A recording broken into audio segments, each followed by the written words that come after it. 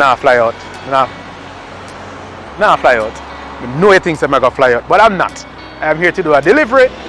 But in the meantime, why not get a ticket? Can you give me a free ticket?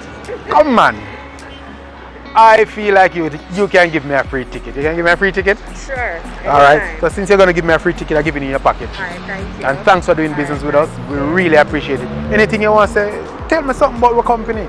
Because you say we're coming at the lunchtime, come give you the thing on time. Alright, so Island Shipper, trust me, never delay. It's the best shipping company.